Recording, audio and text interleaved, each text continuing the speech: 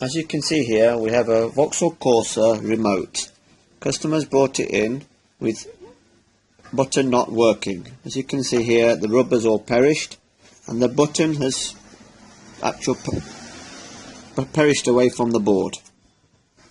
So really we need to solder a new button onto the contacts as shown below.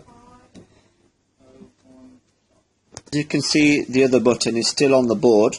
However, when we do a service on a remote, we normally desolder that button and resolder another one, new one.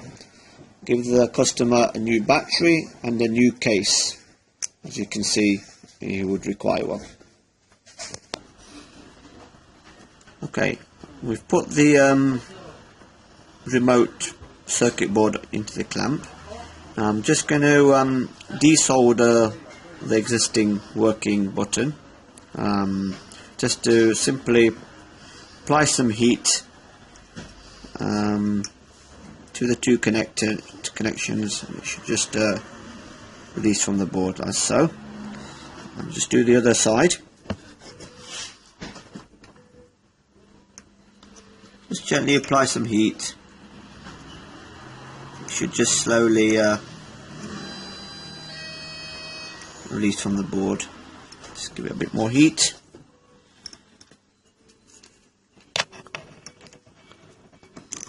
As you can see, release from the board.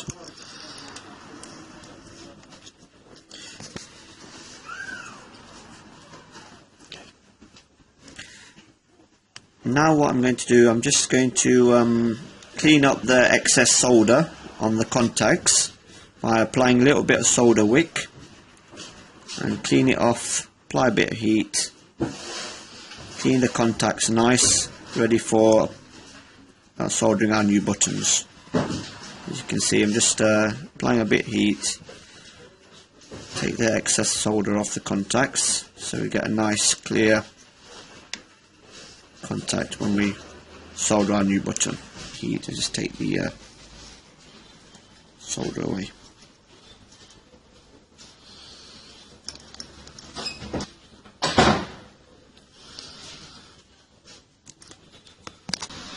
Okay, we removed all the solder from the two contacts, both buttons. I'm just going to spray some now good cleaner, electrical cleaner, and give it a real good clean everywhere. So removing any excess flux or really nice clean.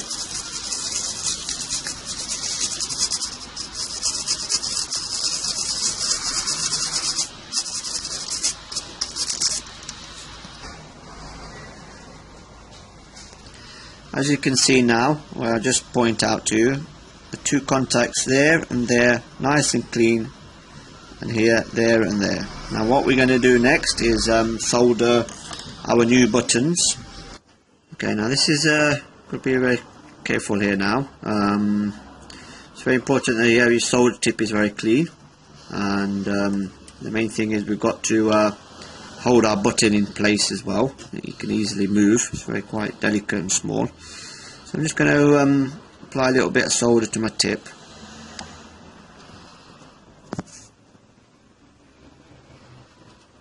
Just enough to hold it into place.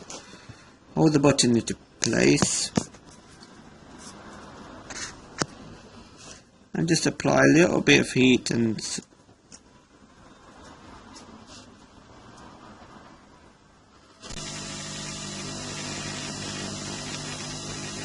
I'm just going to apply a little bit more solder on the other end.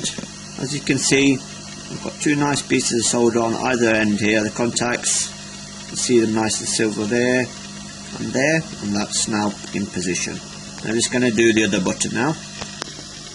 You can just see, just placing the buttons in position.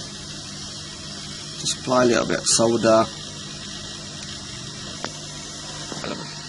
As you can see, I've just soldered both ends again on the other side of the button, and now that's all in place. You can see they're nicely down. I'm just going to give it a nice clean, get rid of any excess flux.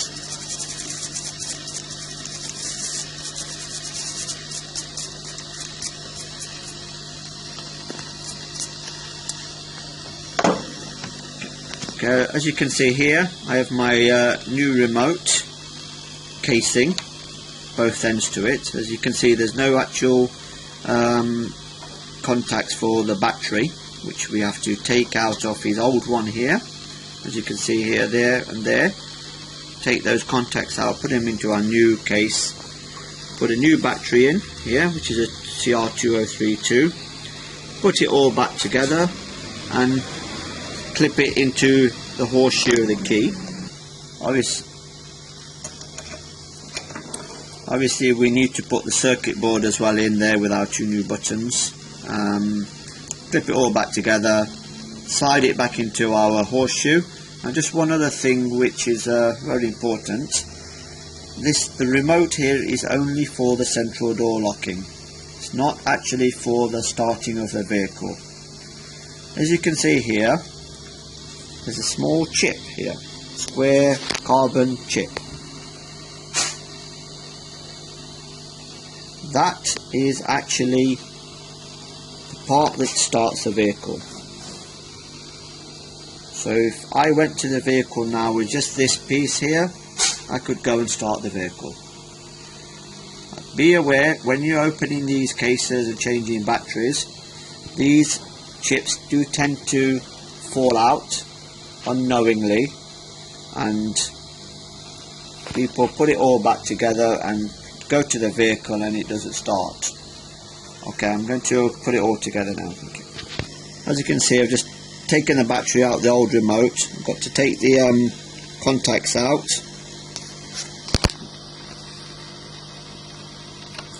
There. This one's a little bit more difficult to get out. Just normally pull out.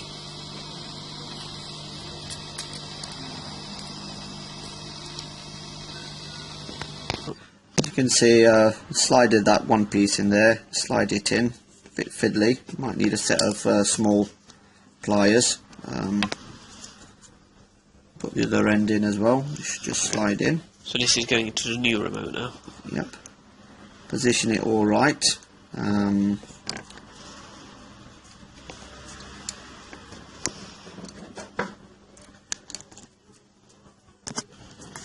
you can see, we've got our contacts in there now. I'm going to put our new battery in, CR2032 for this particular remote. Obviously it's important that you get the right way. We don't want negative. That's negative and that's positive. So we're going to put that in there like that. Make sure they're all touching the terminals. And then we'll put our board into the other end. Goes in one way there.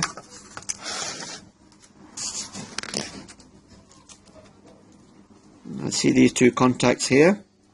They have to contact with the board. Put that together. Clip that into place.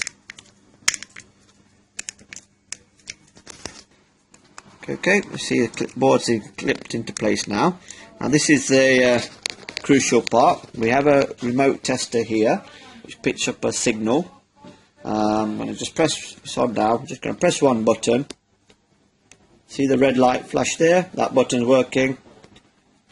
And that's working fine. So that is a working remote now. We'll put that, slide that back into the horseshoe, and we can go to the vehicle, and hopefully everything will be working.